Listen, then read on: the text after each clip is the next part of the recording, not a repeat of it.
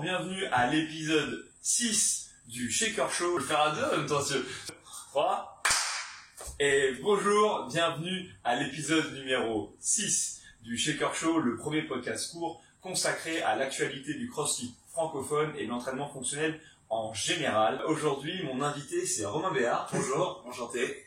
Ah, je savais qu'il allait être bon. T'as dépassé Guillaume Briand d'une tête. Guillaume, essaie d'apprendre, c'est ça qu'il faut imiter. Romain Béard, que j'interroge aujourd'hui, pour parler de son parcours vis-à-vis du CrossFit, puisqu'il est dans cette activité depuis 2011, un des précurseurs, ou du moins des pionniers en France, l'air de rien. C'est pour ça qu'on est ici dans cette salle carrelée, qui n'est pas une salle de bain, mais qui est bien la cuisine de son restaurant, qui se trouve près de la rue...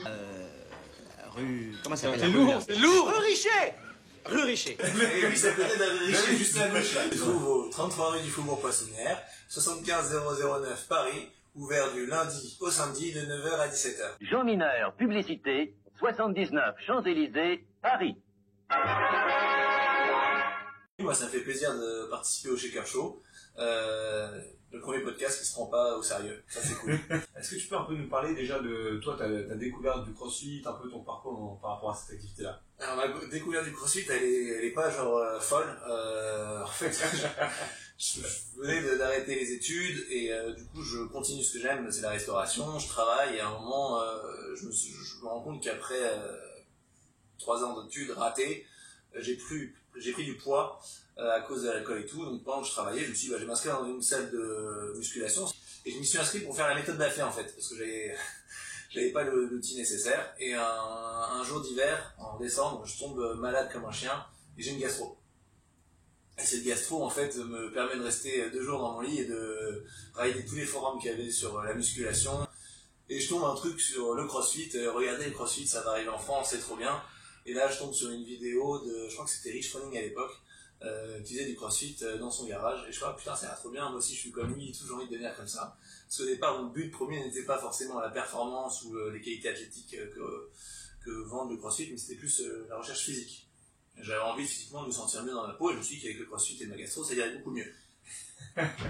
Janvier 2012, en cherchant un peu plus longtemps, je tombe sur CrossFit, sur un forum de musculation, je sais plus lequel, où t'as un mec qui s'était paumé dans cette forme aussi, qui a dit moi je lance mes groupes de CrossFit en extérieur, c'est CrossFit Addict Paris, et ça a été mené au départ par Joachim Marty et Tom Pavon. Voilà. Et en plus, toi, je peux me permettre, t'as toujours été un peu un esprit libre quand même dans ta manière de voir le truc, dans le sens où t'as quand même fréquenté plusieurs box différentes, etc. Ah ouais, j'aurais pu accumuler, je pense, le plus d'abonnements dans Paris de salles de CrossFit. Après, très vite après, je crois que c'est au bout de 6 mois, en ayant appris l'ouverture d'une salle de CrossFit à Paris, c'était l'époque CrossFit Louvre. Je suis allé dans ce local, c'est Nasser qui m'a accueilli. Et il m'a dit, voilà, c'est tant d'euros par mois. Et là, je lui ai dit, moi, je paye pas du tout en extérieur. Il faut que je paye un abonnement pour faire du sport. Je ne comprends pas où va le monde. Et je l'ai fait comme tout le monde, j'ai payé. Et j'étais très heureux d'être dans cette box. Faut imaginer le truc, entre les mecs qui s'entraînaient sur les quais, qui se cotisaient entre eux pour acheter du matériel, nous au Louvre qui faisions des tractions sur des trains de la Rideau, Ouais. et etc. Enfin bon, c'était le Far West, le bordel. Ouais, à l'époque, le CrossFit, c'était pas du tout ce que c'était aujourd'hui. Hein.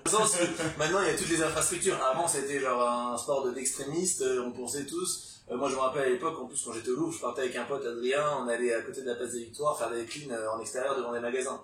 Et les filles venaient pour venir là-dedans, il fallait aller dans la salle. Donc, cette question de se dire, est-ce que je pourrais pas développer une activité où je fais à manger pour les athlètes ou les membres des box, ça commence à se développer. Alors c'est très simple, j'en parle en première personne à mon père, qui lui est dans la restauration depuis pas mal de temps, et je lui dis voilà papa, j'ai un projet, c'est de faire de la street food sans gluten, sans produits laitiers, paléo. Il me dit ouais c'est bien, moi j'y connais rien en fait, ramène-moi un business plan, ramène-moi quelque chose de concret et allez, va t'amuser avec tes vies. Je dis ok, bon ça va être dur, donc qu'est-ce que je fais? Je vais voir la personne qui est en charge de Reebok CrossFit Louvre, Daniel Chaffé, et je lui dis bonjour, voilà, moi je voudrais m'inscrire. Et en plus, j'aimerais ouvrir un restaurant paléo à Paris. Ouais, ok, c'est cool, mais pourquoi tu viens me voir? Bon, sympa. Ça fait 2 personnes, mon père, Daniel, je dis, bon, c'est pas grave. Mais je vais quand même m'inscrire dans cette salle et on sait jamais. Et en gros, moi, ma stratégie, c'était de arriver tôt le matin et partir tard l'après-midi de cette salle pour être sûr d'être tout le temps là quand il y a du monde et de voir Daniel lui rappeler chaque jour, je voulais ouvrir un restaurant paléo qui à un moment, ça lui viendrait peut-être dans la tête. Il m'a donné faim avec ces histoires de sangliers. Dans l'année 2013, Daniel trouvait ça aussi important, le côté alimentation et tout. Il a fait venir Yves Pat, à l'époque, de Belgique, pour donner une petite conférence sur l'alimentation paléo et le crossfit. Et Daniel m'a dit, bah Romain, moi je te laisse la chance, est-ce que ça te dit, pendant cette petite conférence, de faire des recettes paléo et... C'est vrai que t'avais fait des verrines. Ouais, c'est vrai, j'avais fait des verrines, j'avais fait des mini-burgers et tout.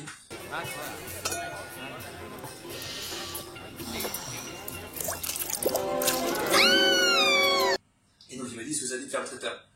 Et je fais, putain, mon père m'a demandé de lui ramener de l'argent. Lui, il a l'air d'avoir du pognon qui veut claquer. Parce qu'il y a des choses à faire. Et donc, bah, j'ai dit, ok, pourquoi pas. Je suis un peu extrémiste dans tout ce que je fais. C'est-à-dire, si je découvre quelque chose et que ça me plaît, bah, je vais aller jusqu'au bout. Pas forcément dans le bon sens, hein, jusqu'au bout. C'est déjà l'alimentation paléo. C'est-à-dire, j'ai enlevé tous les sucres raffinés, les produits laitiers, le gluten à un moment de mon alimentation. Même les indices glycémiques élevés, presque plus rien à manger. Le matin, je suis moi, je chassais pour voir ce qui restait. Et ça, bah, d'un coup, bah, je perds de la masse grasse, je me sens beaucoup plus en forme et tout. J'étais avec une copine qui, on avait un peu rien à foutre de tout ça, et socialement, entre elle et moi, il y avait des distances qui s'étaient faites. Du coup, je me sentais mieux comme ça que d'être avec elle, je crois. Ensuite, je suis passé par l'alimentation zone. Ça, c'était assez intéressant parce que là, du coup, je pense aussi, hein, vous connaissez en tout cas un monde ensuite, c'est 40-30-30, 40% de glucides, 30% de protéines et 30% de lipides. En termes de performance, franchement, c'était bien. Mais après, c'est tout aussi contraignant dans le sens qu'il faut calculer à chaque fois. Et il te donne des petites astuces, genre avec ton poing, ton pouce, tes doigts. Mais moi, j'ai fait d'autres choses avec ça que de calculer mes portions. Tu vois, comme tu veux, t'es mal placé. Et, en termes de performance, par contre, là, tu te sens beaucoup mieux. Tu te prends pour Rich Running, mais tu l'es toujours pas, mais en tout cas, tu attaques ta séance en disant que tu es meilleur. J'ai aussi essayé le jeûne intermittent. Donc, le jeûne intermittent, il y a plusieurs façons de le faire. Moi, je l'avais fait sous format 16-8. Donc, c'est 16 heures de jeûne, 8 heures où tu as fourchette pour manger. Okay. Et en gros, ce que je faisais, c'est que je m'entraînais le matin à jeun. À l'époque, j'étais au chômage, donc je m'entraînais le matin à jeun à midi. Hein. Là, j'avais pas vu tes chaussures avec ton jogging. Ouais, je suis un peu en ce moment, je suis un peu en mode plus t'en as rien à foutre, plus tu vas être heureux. Toujours une relation relativement saine, cela étant dit, par rapport à la bouffe, et surtout une relation un peu plaisir. Ouais, bien sûr, il faut toujours garder le plaisir. Après, moi, ça m'a permis aussi, ces expériences, d'apprendre plus sur la nutrition et sur les aliments de base qui nous entouraient.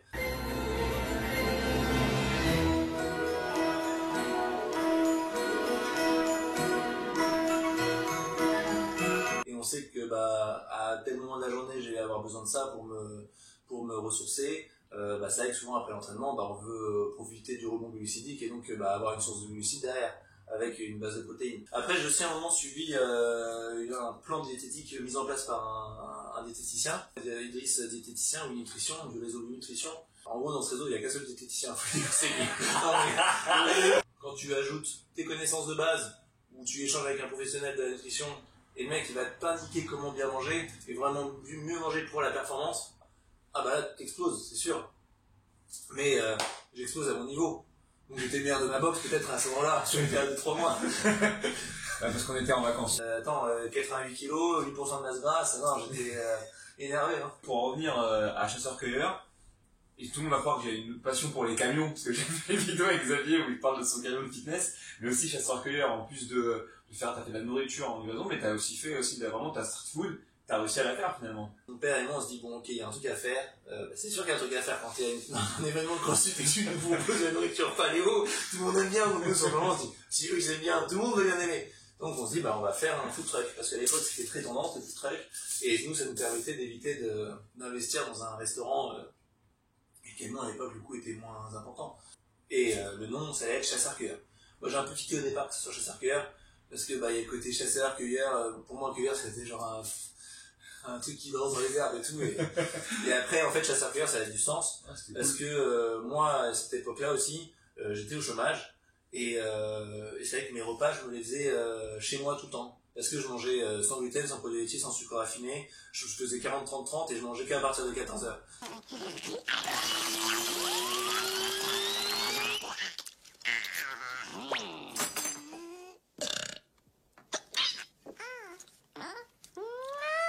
Je crois que c'est 2016, arrive le food truck et les lunchbox Chasseur-Cueilleur. Donc on fait ça, 2016, première année de vraiment de livraison et de food truck, donc ça, franchement pour le coup la première année on a pas cartonné, mais ça fonctionnait bien. On vivait bien, on s'amusait, moi je m'entraînais un peu à gauche et à droite, c'était cool. Début 2017, à l'époque j'étais avec une fille, on s'est séparés. Et en fait, dans ma tête, je crois que je m'étais dit que j'avais peut-être un potentiel dans le crossfit, et plus dans le crossfit que dans mon travail. Je voulais carrément tout arrêter pour de faire le BPGF, c'est tout. Ah, c'est vrai? J'avais su ça. Bah ouais, je voulais même faire un truc qui s'appelle The Shaker Show. Mais je l'ai appelé, donc je suis dégoûté. Et en même temps, on a une opportunité, c'est d'être présent sur des événements sur le parc des expositions de Villepinte, et à la Villette aussi, et d'autres endroits. Notre offre plaît et les gens demandent et redemandent. Donc on fait une bonne année 2017. Et c'est à la fin de l'année 2017, on se dit voilà, il faut qu'on ouvre un restaurant parce qu'il y a vraiment quelque chose à faire. Et donc tout ça, c'est quoi? C'est fin 2017, début 2018. Ouais. Et t'as inauguré le resto du coup? On n'a pas encore inauguré le restaurant, mais on l'a ouvert il y a 5 jours, lundi 18 février 2019. Il y a quand même pas mal de requêtes sur tout ce qui concerne la nutrition. Et moi tu me connais, je suis avant tout un bon vivant. Donc, moi j'aime bien ton approche, tu sais, voilà, comme tu as dit, manger sainement et manger de manière gourmande. Et pour aller dans ce sens-là, j'aimerais que tu expliques un petit peu quelques recommandations que tu peux faire, des choses simples, tu vois, au niveau alimentaire. Déjà, il faut prendre une base qui pour moi est super importante, c'est de s'informer sur la saisonnalité des produits. C'est de se dire, est-ce que manger des tomates en avril c'est normal? Bah non mec, c'est pas normal. Les vraies bonnes tomates c'est juillet-août. Voilà. Les concombres c'est pas tout le temps qu'on peut en manger. Aujourd'hui on a tendance à vouloir tout instantanément, ça revient en tout des applications là. Chicken. Good. Chicken. De livraison, et qu'on veut manger tout le temps. Donc oui, des tomates on peut en trouver toute l'année au marché, mais c'est quoi? Il faut s'intéresser à l'origine du produit. Est-ce que ça vient de France? Non, ça vient d'où? Ça vient du Maroc, ça vient d'Espagne. Ah, comment ça a été fait? Sous serre, ok. Ça pousse de la terre? Ah non. Ça pousse d'en haut parfois, je sais pas comment ils ont fait. Après moi je suis pas, comme on l'a dit, un diététicien, nutritionniste, hygiéniste. Mais cette blague c'est pour Idriss parce que en gros les diététiciens ils sont aussi nutritionnistes et hygiénistes, mais ils le disent pas beaucoup. C'est vrai que l'hygiéniste à mon avis c'est genre c'est celui qui vient dans le restaurant qui va vérifier l'hygiène quoi. Je pense que pour les gens par exemple qui cherchent à être dans la performance, la base maintenant c'est de s'intéresser au nombre de calories dont notre corps a besoin. Savoir notre métabolisme de base, ce qu'il dépense, donc il y a des calculs sur internet, vous trouvez assez simplement sur Google. Et ensuite, connaître notre niveau d'activité. À savoir qu'une heure de crossfit dans la journée, c'est pas genre une activité non plus ultra intense. Hein. On a l'impression que parce qu'on transpire c'est ultra intense, et par rapport à une grosse séance de musculation où les mecs ils se défoncent grave les muscles, un bodybuilder a besoin de plus manger qu'un crossfitter. Et à Press Strength, ils le font très bien ça. Ça j'ai fait ça aussi. Ah ouais? Ouais, eux ils donnent des bonnes bases en fait sur l'alimentation. Je trouve que c'est ceux qui t'enseignent vraiment pas mal de choses.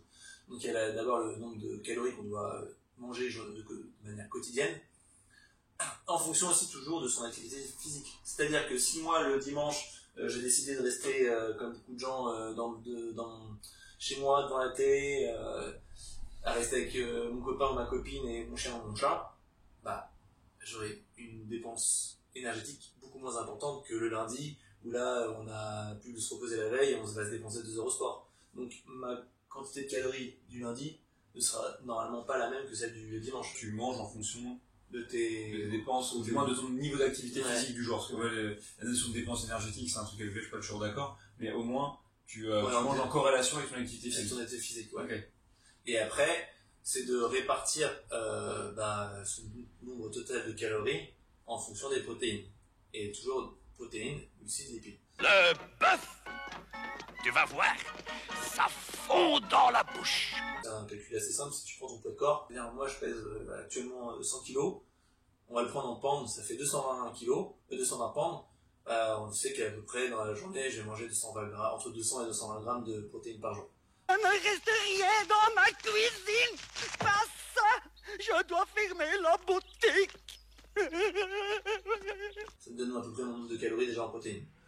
Après, si j'avais calculé au préalable le nombre de calories dont j'avais besoin sur la journée en fonction de mes dépenses énergétiques, on peut déjà déduire entre 800 et 880 calories qui sont issues des protes. Après, là, c'est les glucides et les lipides. Et là, les calculs sont différents de ce que j'ai pu accumuler comme petite connaissance. Tout dépend aussi encore de la façon de s'entraîner. Dans un rythme étourdissant qui de